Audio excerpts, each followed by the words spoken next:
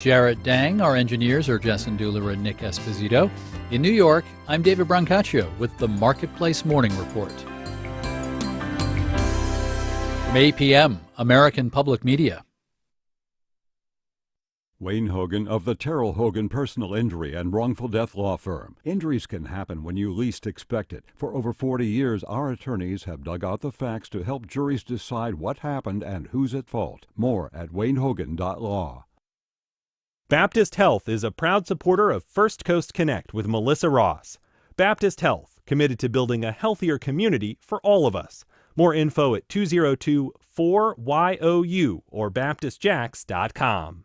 North Florida TPO, proud sponsor of WJCT's First Coast Connect, bringing to the community innovation in transportation planning, commuter services, clean fuels, and intelligent transportation systems. More at northfloridatpo.com. This is WJCT News 89.9 in Jacksonville. Ahead in the next 5 minutes, live local news for the First Coast from the WJCT News team.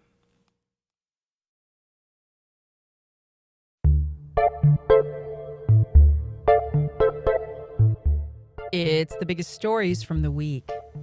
I'm Melissa Ross, and just ahead this hour on First Coast Connect, a look at the top stories of the week with our Friday Roundtable. The latest on the investigation at Douglas Anderson School of the Arts. The mayoral candidates rumble in another contentious forum as one local Republican crosses party lines to make an endorsement, and restaurant comings and goings. That and more ahead, along with a look inside Beyond King Tut, the new downtown immersive experience, replacing the Van Gogh sensation. It's all coming up with your phone calls, so keep listening. We'll be right back after this news.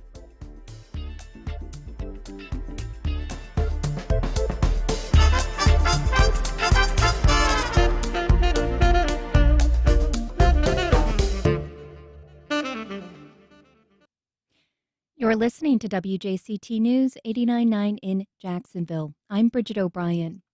A large manatee was rescued this week in Key Largo after she was found entangled head to toe in synthetic fishing line. WLRN's Gwen Filosa reports how trash left in the water puts these beloved mammals in crisis.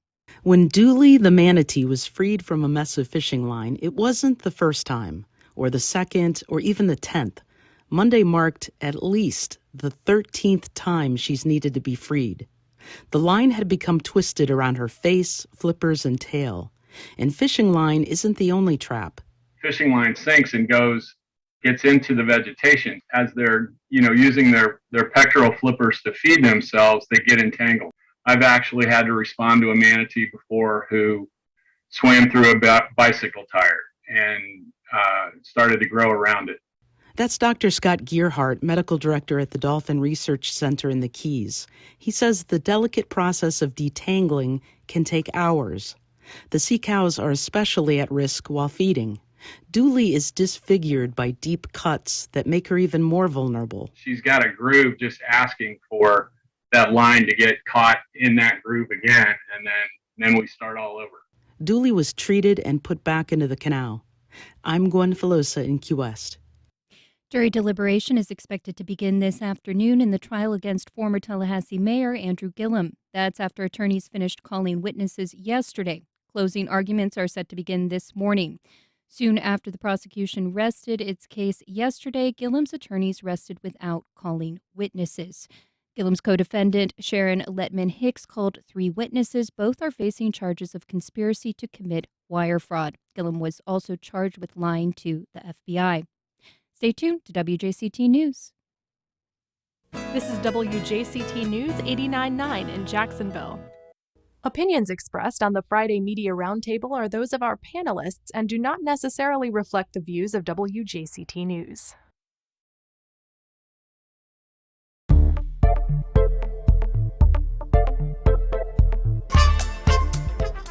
Continued drama at the local High School of the Arts as Duval's superintendent may look to make her exit.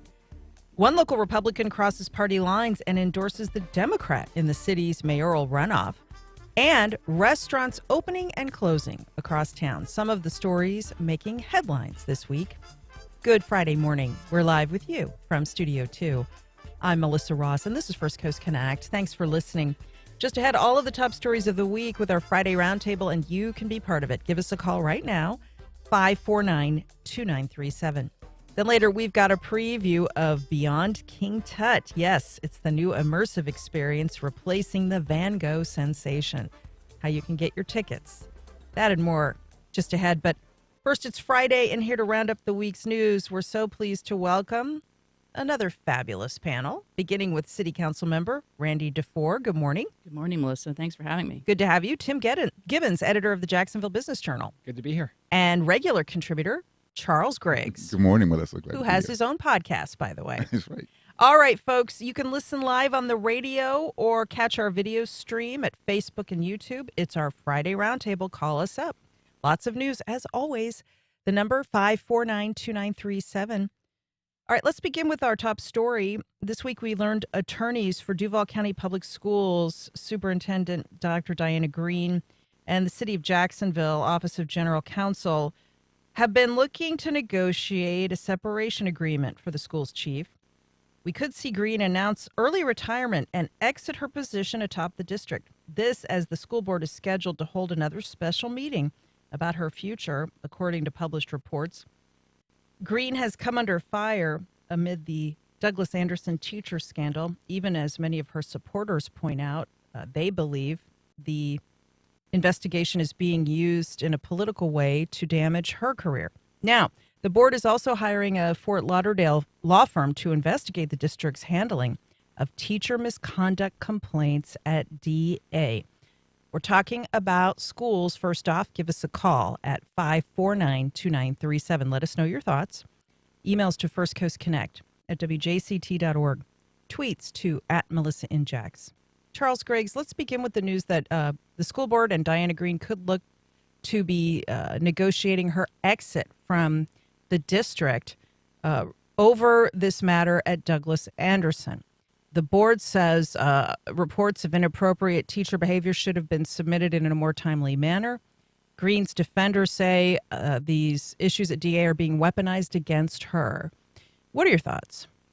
Well, one of the clear issues here is that I think it's probably pretty good public knowledge that Superintendent Diana Green was in drop, and she was already, planning to retire sometime next year. A retirement program. A retirement program, yes. And the controversy behind all the issues at Douglas Anderson and with the Department of Education, probably may be into perhaps speeding up that process.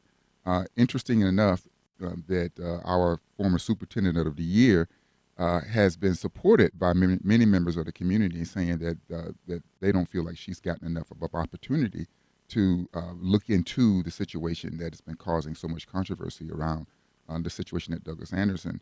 So it almost seems like it is maybe the push to get her to retire or get her to negotiate an out clause here would be perhaps in result, as a result of all of the controversy behind what's happening at Douglas Anderson and her rifts with the Department of Education. 549-2937. Yeah, let's talk about that. Councilmember Randy DeFore, Green is saying that she was shocked to learn from Florida Education Commissioner Manny Diaz Jr. about DCPS apparently being in possession of dozens of delinquent case files over this matter. Dozens of public commenters during the school board's meeting the other day and a rally on Monday spoke out in support of Dr. Green. At the same time, there has been outrage and concern about allegations of teacher impropriety at Douglas Anderson, which are being investigated.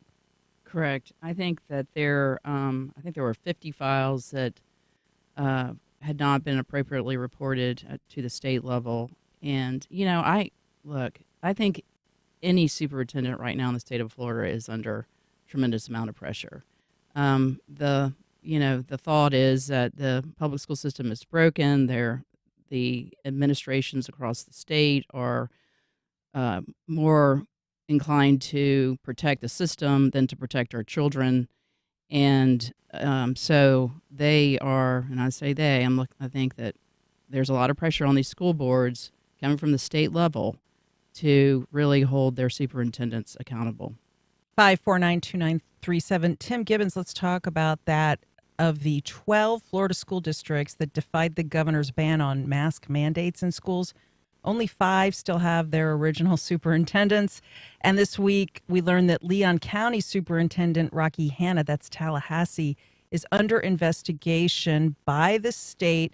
According to Hanna, he believes he's being persecuted because he stood up to the DeSantis administration on masking policy during the pandemic. The state says that that they are looking into allegations of misconduct in that district. So that's over in Tallahassee.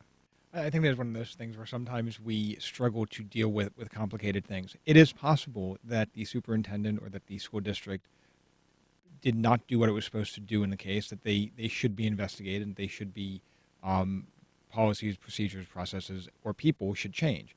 It's also possible that could be politicized.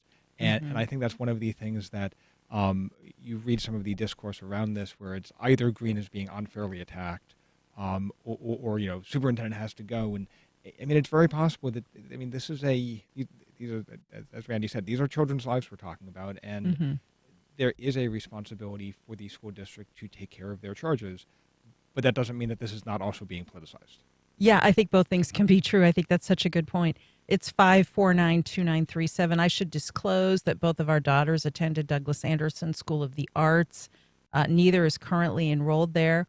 Let me just say on a personal level that both of our kids, anecdotally, over the years, had shared a few stories about certain teachers that had a reputation for favoring certain female students, sometimes being a little too friendly and flirtatious with certain female students. That's something that we were aware of. My oldest has a good friend that actually left Douglas Anderson and finished high school on virtual school because her parents, and I did speak to her parents, they complained about some of these issues and they felt that their complaints were not appropriately dealt with. So that's just my personal perspective, which I try to keep out of this stuff most of the time.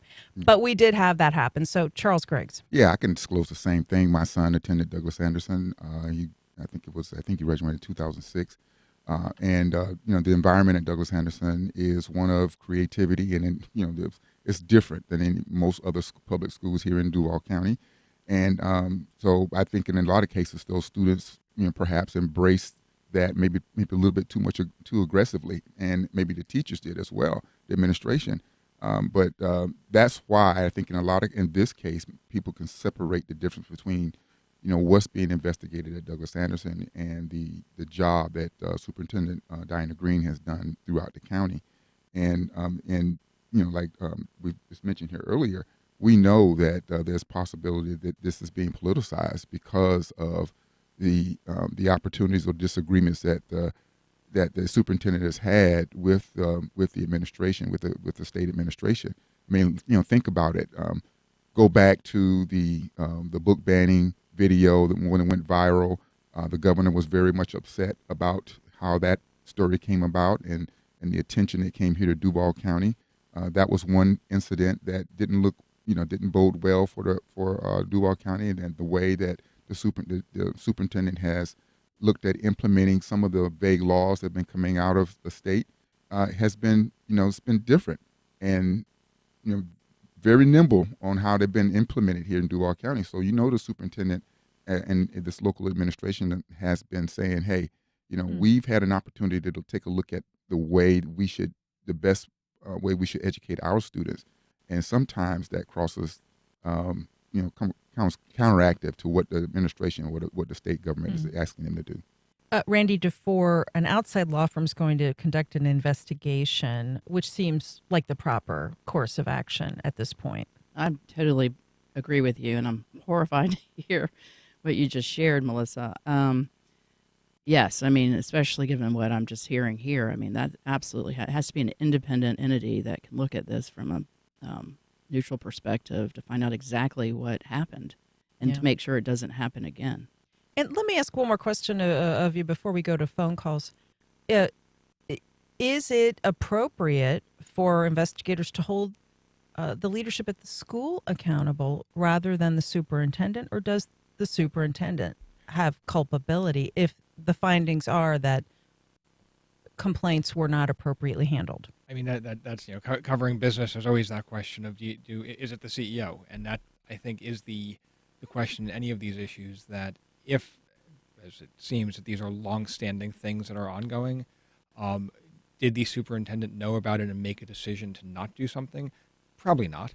Maybe not. I don't know. I actually have no idea. But there's also the idea of, if the superintendent didn't know about it, it is something that she should have. And there is a level of, when you have the big chair, that sometimes you have the responsibility, because it all flows uphill. 549-2937. Give us a call. It's our Friday Roundtable with Tim Gibbons, Randy DeFore, Charles Griggs, and yours truly, as we talk about the investigation over at Duval County Public Schools and the potential retirement of Superintendent Dr. Green, as other superintendents around the state have come under fire in this political climate. 549-2937. Give us a call. Emily in Jacksonville. Hi, Emily. Good morning. Good morning. I'll try to be succinct. I'm a DA parent. I have a 10th grader. I love the school. I want to be clear that there's so many of us, because as you can imagine, parents have been talking to each other. We love our teachers at DA. The majority of the teachers at DA are phenomenal. They go above and beyond. They're amazing. I agree 100%. Agree 100%. Thank you. And I also feel like an email we got from Dr. Green, who I also feel like is getting too much of the responsibility for this. I feel like they're trying to spin this to focus it on the arts, and that we need to be careful what they're like, back to the censorship stuff, which is not, like the canceling of Indecent. That is not the problem. Like, none of these teachers are from the theater department, and they were putting on Indecent, and the guy, Jeffrey Clayton, was singing church songs. With the content is not the issue. Like, the individual teachers are the issue. And I will say that I know a lot of parents and students who have complained this year, and the admin is not as responsive as they should be. So why is the admin getting totally, it's going to teacher training, which the majority of these teachers are amazing. They're already like top teachers you could find. And then we're skipping over admin and going to I don't understand that. And, things go on at other schools. I don't want to take too much more of your time, but from what I heard from parents in St. John's, there were 2 St. John's teachers in the last 2 years who got pregnant by students. Where is the story on that? Is it because they just fall with the DeSantis stuff that they're not getting scrutinized? I don't want this top art school to suddenly be painted as this terrible place. The 98% of this school is just above and beyond. I'm going to send my next kid there, and my one after that. I'm happy as a parent. I'm just not so happy in the responsiveness of the administration. I'll leave it there. All right. Thanks, Emily. A listener tweets the show, DA is being thrown under the bus for the entire district. Other schools have far worse records. Douglas Anderson is an incredible school that students and families love. One creep does not mean the school is overwhelmed by misconduct. And, let me just clarify what I said earlier. I agree with the caller. The majority of teachers at Douglas Anderson are fantastic, and the education the kids get there is world class. So let me be clear on that as well. Charles. Yeah, I would agree. Again, my son's experience there was top flight. Most of his peers are doing very well in the world, all across the world. Douglas Anderson is a high performing school, not only locally but nationally. So it's not, it's not the quality of the school, the education that's going on at the school. We talk on this show a lot about zero sum politics. And certainly in this case, because I think it's fair to assume in this case that some of the activities that we're experiencing here, because of the scrutiny that's going on, has to do with politics. We've seen other public figures in this community get into controversial situations. We'll go back to Sheriff Mike Williams. We found out that he was, quote, breaking the law by living in another county. And he, in fact, got a promotion. So he was forced to retire from JSO, but then he got appointed to FDLE. Right. So I think that when we talk about, how we contextualize what's going on in this situation from a political standpoint, we have to look at all the players and we have to look at all the circumstances involved and see how that how that impacts the actual education of our students. Bill emails the show. I took a tour of DA yesterday and had the opportunity to observe classes and performances. What an impressive school, staff, and students. The current troubles are serious, but students and staff appeared focused and productive. I wouldn't hesitate a second to send my child to DA, he says. And as we talk about this and other big stories from the week, give us a call. It's 549-2937. All right, let's talk about another huge story from the week, one that's been a big story for a while now. The runoff candidates for Jacksonville mayor. They continue to scrap as they fight for every vote in what polls show is a very tight race. In a WOKV radio forum this week, Democrat Donna Deegan and Republican Daniel Davis both said they wanted to explore the possibility of enrolling public safety employees in the Florida retirement system. That's the statewide pension plan. Now, that's a concession local unions have long been seeking from City Hall. At the same time, City Council member at large Matt Carlucci, a Republican, and Doris Deegan, the Democrat, saying he says he believes it's time for a change in culture at City Hall. Let us know your thoughts on the mayoral runoff. Early voting begins next week. Election day is May 16th. People have already been sending in their vote by mail ballots. Who will get your vote? Let us know. 549-2937. Randy DeFore, I don't know if you caught that forum, but it was a very contentious one between these two candidates as they discussed all of the issues at play in this race. I did watch it yesterday. I agree with you. They're really, they both want this job. It's very clear that they both are fighting for every vote, as you stated. But it's interesting that they both raised the issue about the FRS, the Florida retirement system, because that really, when Lenny Curry leaves, what's his legacy going to be? I mean, that was his legacy, was the fact that he, quote unquote, fixed the pension problem. Pension reform. Reform. And what we're finding is that it's costing us about $100,000 per new hire, both on the fireman side and as well as police. And because they are not in the Florida retirement system, they're leaving. So we're actually losing $100,000 per individual as it stands today. So we're going to have to do something. Do you think the scenario they both said they'd support would make sense? I think it does make sense. I think we're headed towards, though, a financial firestorm because not only so right now we haven't really been funding the pension. We've been kicking the can down the road, waiting for that half-cent sales tax to kick in after the Better Jacksonville plan has been finalized. So we're going to have to make up a significant amount of money to put them in the Florida retirement system plan.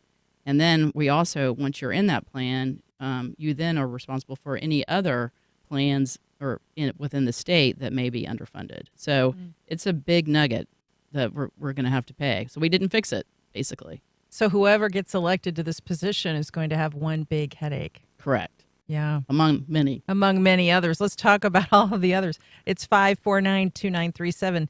Let's get your thoughts about this pension situation first. Tim Gibbons, you're a good number cruncher. That is the key thing. There's an argument that the Alvin Brown administration was consumed because of the pension costs. Pensions were eating the city budget. And when Curry came in, he said he was going to fix it. And there was, at the time, a lot of hand-waving. It was a complicated proposal. It was all based on that future half-cent sales tax money that we were basically counting at net present value, before it showed up. And the idea that Curry came in, fixed the pension system, and is leaving, and his immediate successors have to fix the pension system, it's not a good legacy look. It also could consume whoever becomes mayor. That is the issue that they will have to deal with, balancing the budget while fixing this incredibly expensive system. And if you're proposing funds to improve infrastructure, if you're negotiating with the Jaguars, if you are seeking revenue for other priorities, whoever's elected is going to have to thread a really tough needle, it sounds like to me, Charles. Yeah, so we've got 8 years ago, we were having the same conversation. Remember, 8 years ago, the two campaign issues were pension and public safety. And here we are 8 years later. They've been fixed.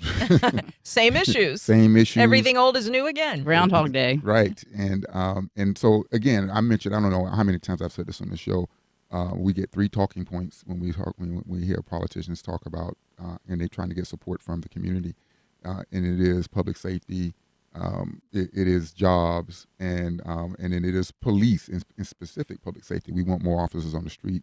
We don't know if that actually works or not. But here we are again 8 years later, and we're getting ready to fix the pension again. I think we still have enough time with a little more than 2 weeks left, almost 3 weeks left in this campaign, for the two candidates to sit down and really have deep conversations about how this is going to be fixed, and let the community decide whether or not someone has a good idea or not. 8 years ago, the mayor, when he was elected, he used his political capital on, he rode that wave in and got his plan passed. And I think that the next mayor is probably going to have to be struggling with that for the first 6-8 months of their administration, and trying to figure out a way to get this thing fixed. So no one has an answer besides the recommendations that we've heard that are both similar, right? But this is an opportunity to have some real tough conversations about how this can get done. Let us know what you think the city's next mayor should prioritize. What are the biggest concerns in your neighborhood? Give us a call, 549-2937. Randy DeFore, public safety, according to the UNF poll, crime, that is the issue voters say is their top concern. That has long been a top concern of Duval County voters. We do have a problem with gun violence and homicide, although people who have pointed out larger cities have more shootings and gun violence than Jacksonville per capita. That's actually misleading. We don't, although it is a legitimate problem here. It is a legitimate problem, and I think people need to feel safe, right? I mean, that's a number one priority. It's interesting. I was looking at the FDLE stats yesterday in preparation for coming here, and it looks like actually under Alvin Brown there was the least amount of violent crime. So, talk about Groundhog Day again. We're having the same statements made over the same. I mean, it's just the same old story, and I think we really need to look at the facts.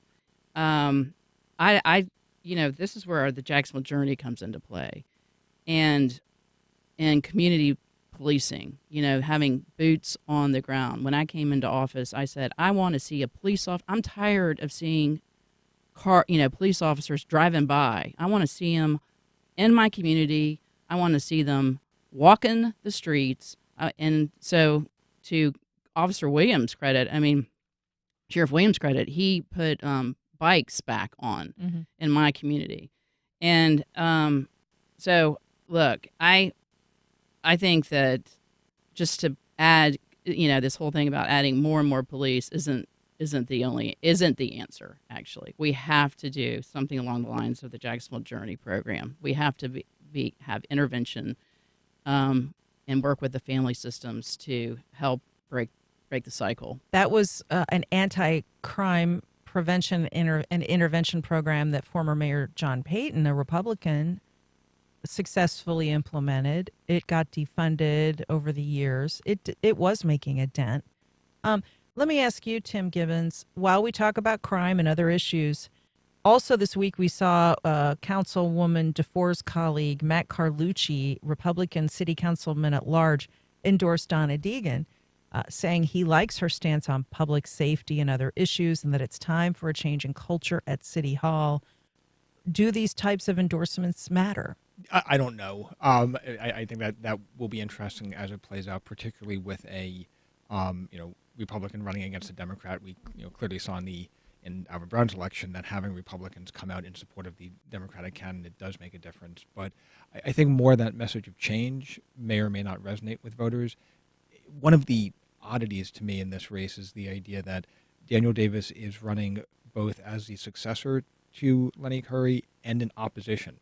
Lenny Curry didn't fix the pension, and Lenny Curry let our streets become unsafe, and Lenny Curry endorses me. That's a weird way to run in my mind. That's why I don't cover politics, I guess. But One note on the journey, I was actually looking back through some old notes, something like 13, 14 years ago. I did a story on it.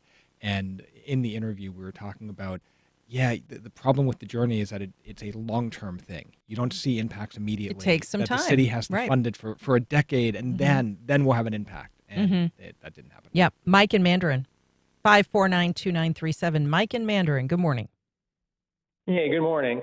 So I was really disappointed that at the recent iCare meeting, a group of congregations got together and asked TK Waters to fully implement the group violence intervention program, and he rejected that. Many cities around the country are using that and are actually seeing their murder rates drop. If our program is working so well here, why aren't the murder rates dropping?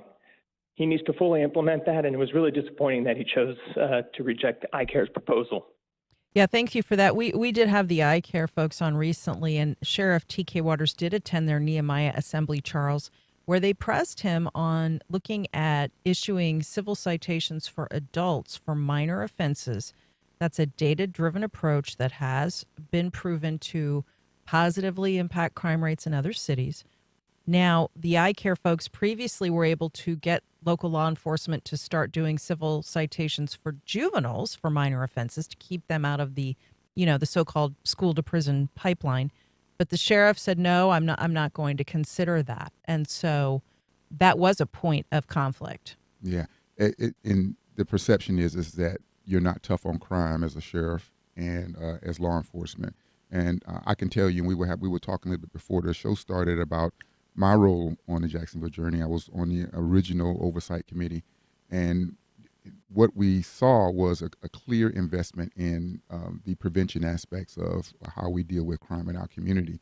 And in the third year, we saw significant drops in violent crime.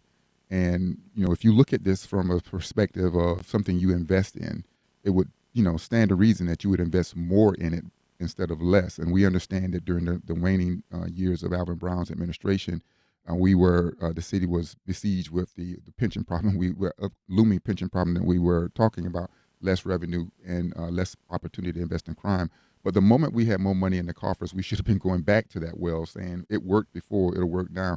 And other communities, when they hear, myself and others talk about the Jacksonville journey, they go, wow, what a novel concept, and Jacksonville must be doing something great. Only to find out that we defunded this process and have not gone back to that successful well that we used to enjoy. Speaking of money, here's an email from a listener.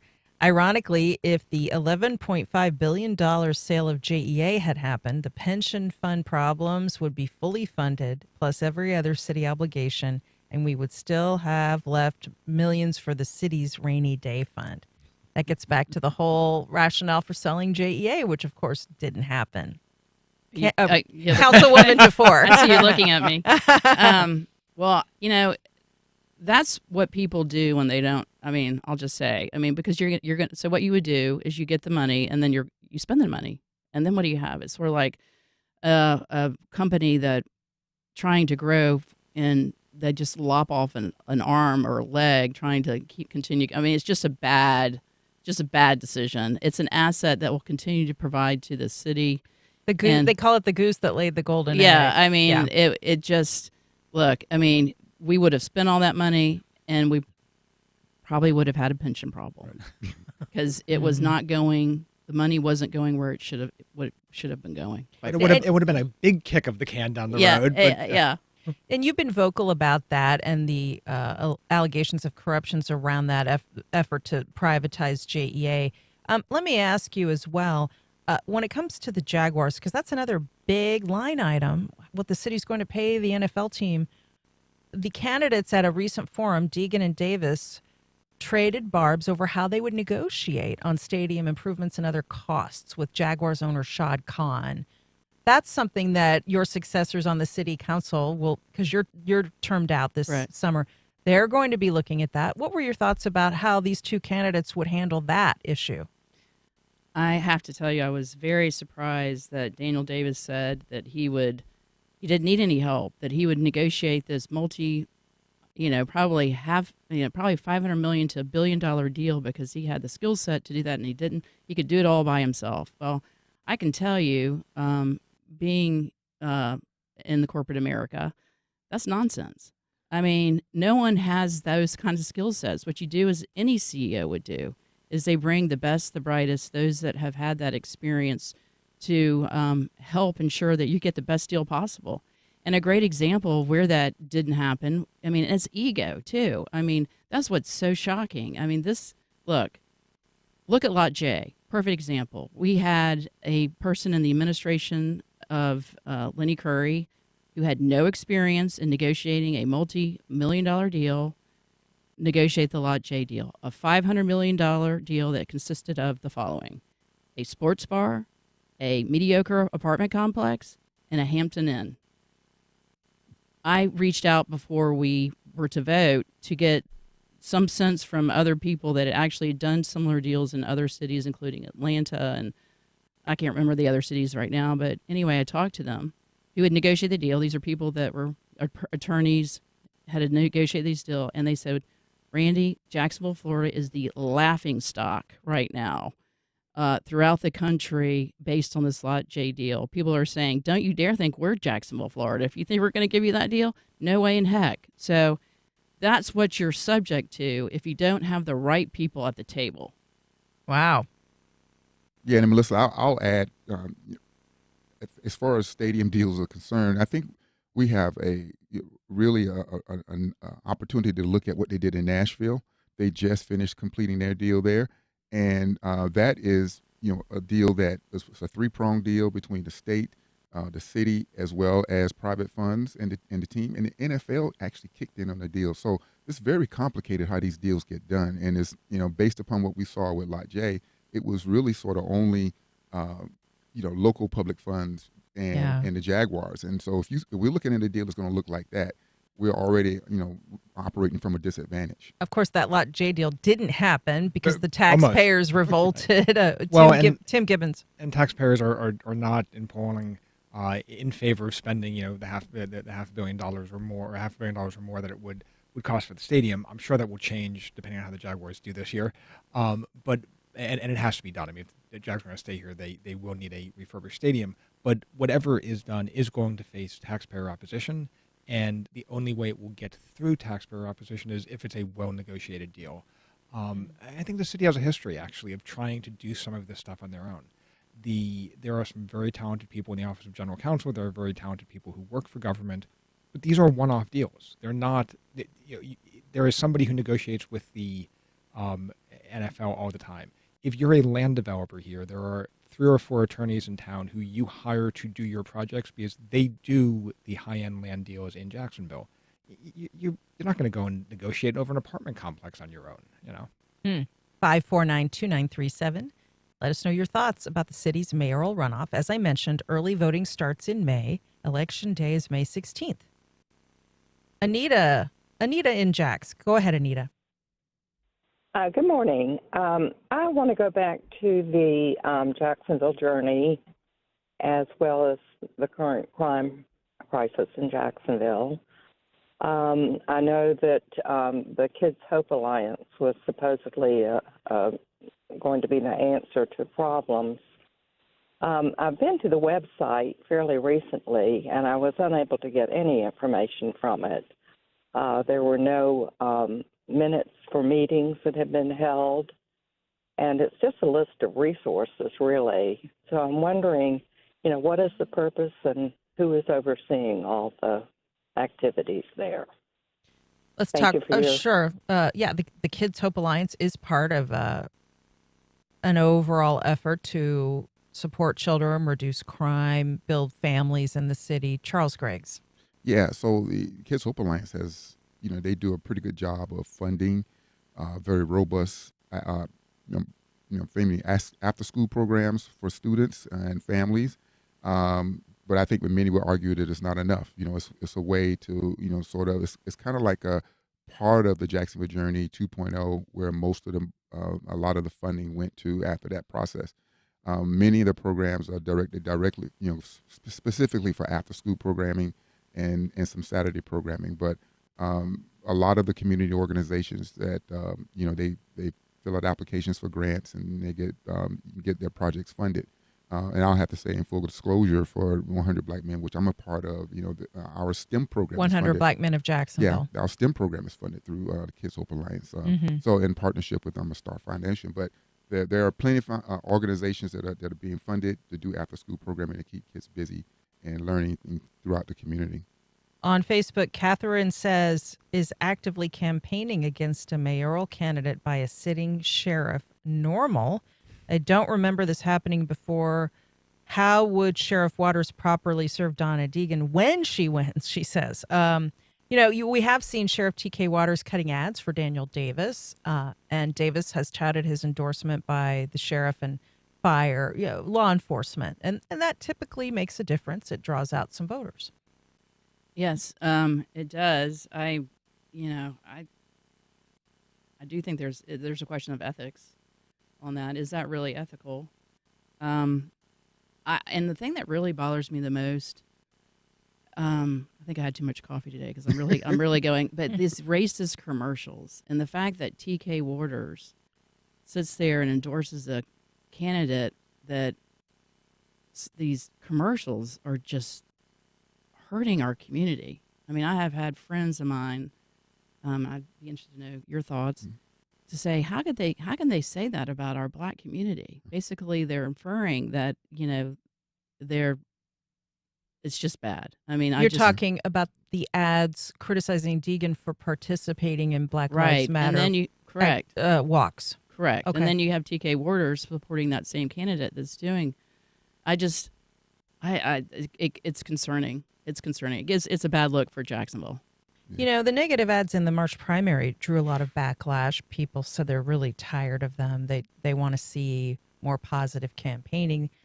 Charles, these campaign consultants cut these ads because they usually work, unfortunately. They do work. And to Randy's point, I haven't met a friend or a colleague, one of my Black African-American friends who haven't either been offended or confused, depending on how close they are to Daniel Davis himself. Most people who know Daniel believe that he's bigger than that, right? And those ads are very much offensive to people in the Black community. Now, whether or not it is motivating enough to get them out to vote is a different story. And I think that the choice to run those ads are saying that they won't, that they made the calculated decision to saying they won't be motivated enough to get out to vote. But they're very offensive, and many people in the Black community think that. John in Arlington. Hi, John. Good morning. Go ahead. Good morning. I just want to talk really quickly about the connection between crime and poverty, which is well established over the years. I think Charles Dickens wrote about this 170 years ago. Right. When we talk about crime in Jacksonville, we don't really get to the poverty question. Jacksonville has a very large population of people who are living in poverty, higher than other cities in Florida, certainly higher than national average. Let's find ways to get people jobs. That will also help with the crime problem. Thanks for that. When you hear the candidates talk about this issue, we have heard Donna Deegan say that as a mayor, she would use economic levers to provide jobs, improve standards of living to address the crime issue. Davis has talked somewhat about that too, although he's emphasized more strongly a law and order narrative, more officers on the streets. So it's just for people that are wanting to know about their positions. Okay, before we do our lightning round, I want to talk about another story from the week. New restaurants and more are planned at the Waterfront Shipyards West Park development on Bay Street. This is on the north bank of the St. Johns River. The Downtown Investment Authority says they're looking at 2 proposed spots for a food hall and a restaurant on Hogan's Creek across from the Jaguar Stadium. At the same time, a 5 Points mainstay is closing their doors. Black Sheep Restaurant says it will shut down at the end of May. They represented the start of a new era of dining in the historic neighborhood with their rooftop bar and their cool vibe. So always lots of comings and goings in this sector. Tim Gibbons, what can you tell us about these 2 stories? Well, it will be interesting. The food hall is fascinating. They've talked about having a food hall somewhere downtown for a while.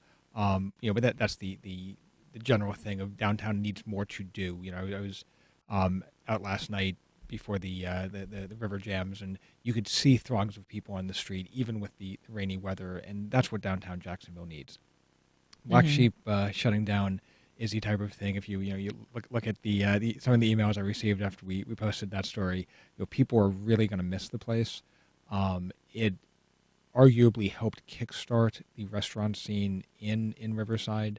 And John said, as somebody who's just been the chef and co-owner there, is somebody who really helped shape the modern food scene. In Jacksonville, it has a better food scene now than it has in years past. And speaking of downtown and the Jaguars, did you watch the NFL draft last night? After weeks of speculation, the Jaguars chose Oklahoma offensive tackle Anton Harrison in the first round of last night's NFL draft.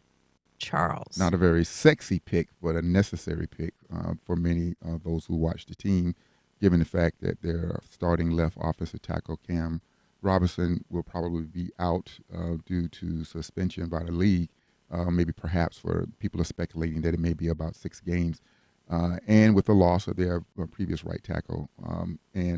So this is not a sexy pick, but a necessary pick. So Jaguars have plenty of picks to move up with and to get other players. And so it's not the end of the world if you don't know who Antoine is. So yeah. And Councilmember Randy DeFore, I think, there's excitement that hopefully the team will have another great season. And also for those of us who work downtown in this whole footprint, everyone's just curious to see how this development is going to take shape.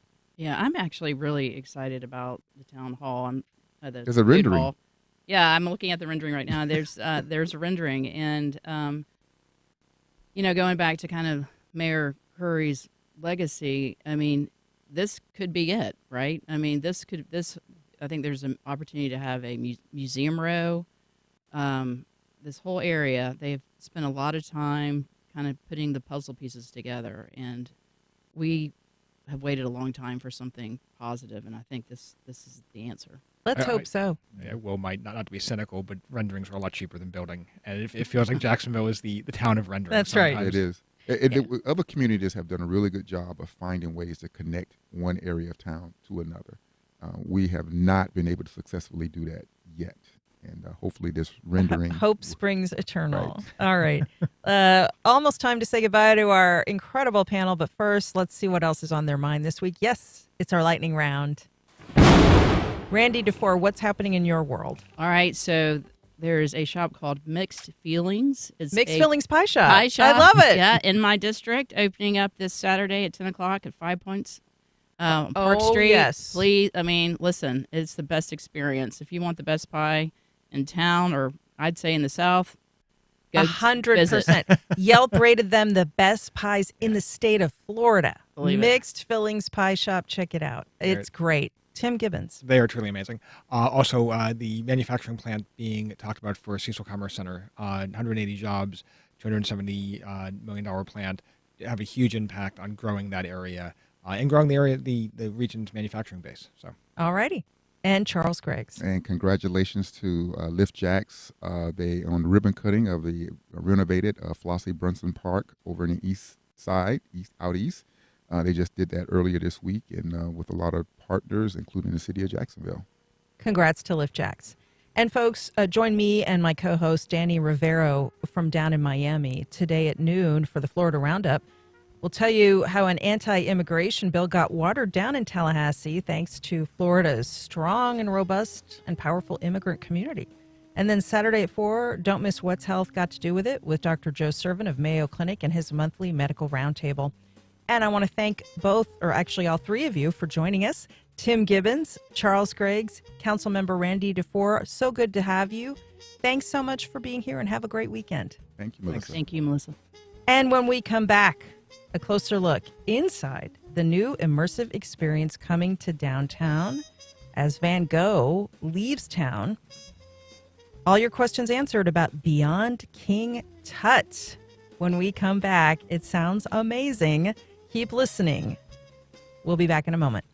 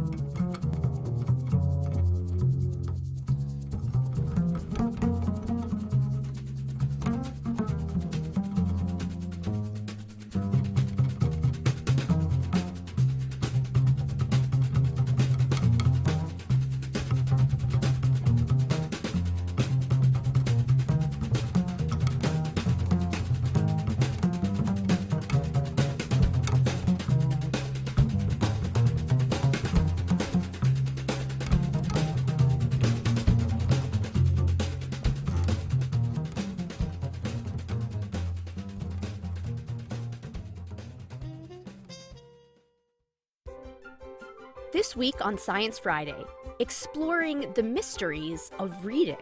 What goes on in your brain when you encounter words on a page? How do we take this enormously complex alphabetical system and build that upon these brains that haven't done this? That's on Science Friday from WNYC Studios. This afternoon at 3, here on WJCT News 89.9. The president makes it official. The question we're facing is whether in the years ahead we have more freedom or less freedom. Joe Biden says he's ready to finish the job. Tucker Carlson is looking for a new one. Also, Disney takes on DeSantis. Those in charge of the happiest place on earth say they look forward to seeing Florida's governor in court. All rise for the Roundup, next time on 1A. Today, starting at 10 on WJCT News 89.9.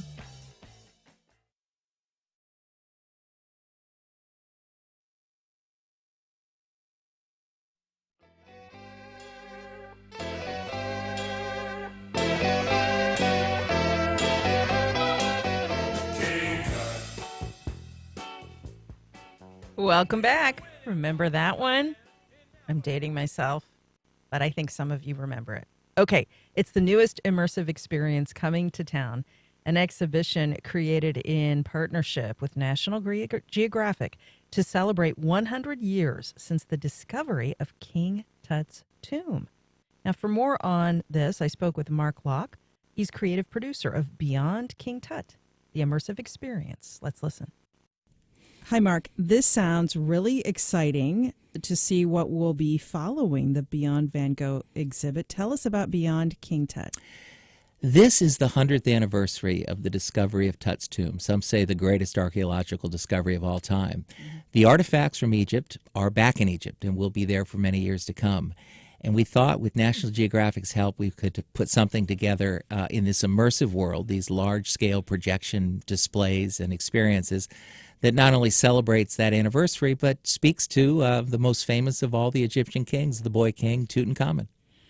How will we experience this differently or maybe even similarly to the way we experience the immersion into Van Gogh's artwork? I think the answer is both, because it is similar in the sense that we've got these large-scale projections in these large immersive rooms. You know, I've used that term for 25 years, and now it means projection, right? But this is more of a storyline, a beginning, middle, and an end. We have 9 different spaces, a progressive walkthrough that kind of reveals the story, not only the discovery, but, as I mentioned, taking you back 3,300 years ago. So it's, I think, the next maybe step in immersive experiences where we're telling a story, and something that we worked very hard. We wouldn't have done this without National Geographic.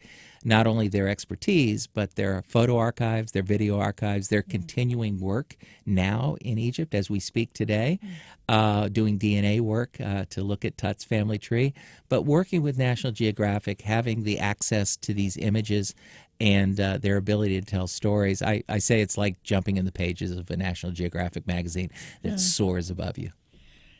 Will we feel as though we're actually walking into the chamber where the discovery was made? Yes, and I hope that's the feeling of the guest when they go through, that sense of discovery. You know, when Howard Carter poked through that first wall, and he was in search of an intact tomb, and none had been ever discovered, not to this day. And someone said to him, "Can you see anything?" And he put his torch in through that hole, and he said, "Yes, wonderful things." Well, yes, that's the idea here, is to give you that same sense of excitement. The tomb was a humble tomb because he was not a significant king until this discovery. So 4 small rooms and only one that had painted walls where the sarcophagus was, and the gold coffin, the gold mask, and the mummy. And that room is one of the first, quote, immersive experiences where those 4 walls come alive around you. How was it settled on that King Tut would follow Beyond Van Gogh? How were these ideas developed? Well, you know, the Van Gogh success here in Jacksonville has been extraordinary, and we're so grateful for that. And the energy around the North Core and the NOCO Center now, as it's being branded, is something exciting. And because of that success, quite frankly, and because we're working with Pat Kent Entertainment, who did the Van Gogh show, it seemed like the next natural transition. And we're so excited. I was over to the space for the first time today as we're laying it out now here, the final decisions. And the space is wonderful. Sometimes you're dealing with columns and ceiling height challenges and things like that, but this space is ideal for the exhibit. So the success of Van Gogh and also the interest that people have in ancient Egypt. I said to someone this morning, it's on so many people's bucket list to go to Egypt someday. Well, Egypt comes to Jacksonville now. That's right. Now, of course, the Van Gogh tickets were such a hot ticket. How can people get on the list to be part of Beyond King Tut and check that out? Tickets are now available and on sale to our website, beyondkingtut.com. It's beyondkingtut.com. Like we had done with Van Gogh, so you don't have to say, I'm going on Saturday, but what kind of line do I have to stand in? You can reserve a day, reserve a time, and tickets are already starting to move quite quickly. So jump on that website, and all the ticket information and the experience, a description of the experience is there. But we've got to wait till June to go and see it. There right? takes some time to show Van Gogh the door, if you will, in a very gracious and thankful way, and bring in the Boy King. So as we start that de-installation, as Van Gogh wraps its final week here, and then we start to install, because it's a completely new experience. It's not like we're just plugging in new video. It's a new multi-gallery experience, like I mentioned. So June 9th is when we open, and we're here all summer long. First time in Florida, first time in the Southeast. We've been to the big cities, New York and L.A. and Boston, and now here we are in Jacksonville. Well, it's good to have you. We're so excited, and it is just truly a beautiful addition to the local cultural landscape. So go to beyondkingtut.com now.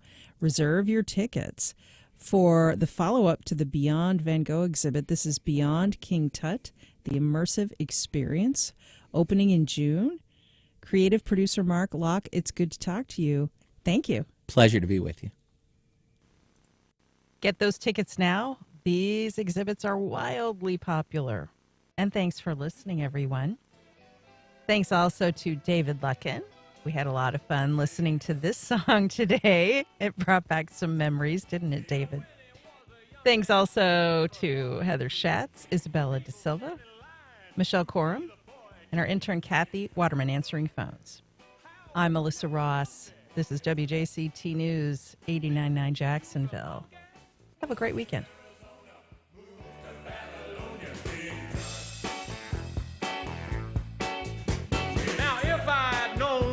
They'd line up just to see him. I'd taken all my money and bought me a museum. Buried with a donkey. He's my favorite honky. Born in Arizona, moved to Babylonia Beach.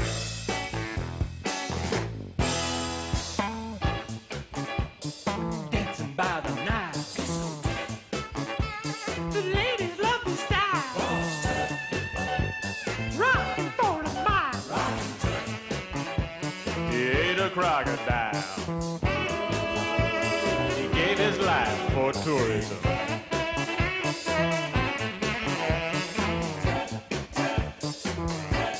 Golden idols.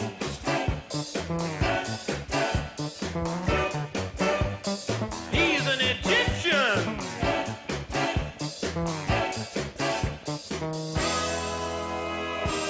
They're selling you.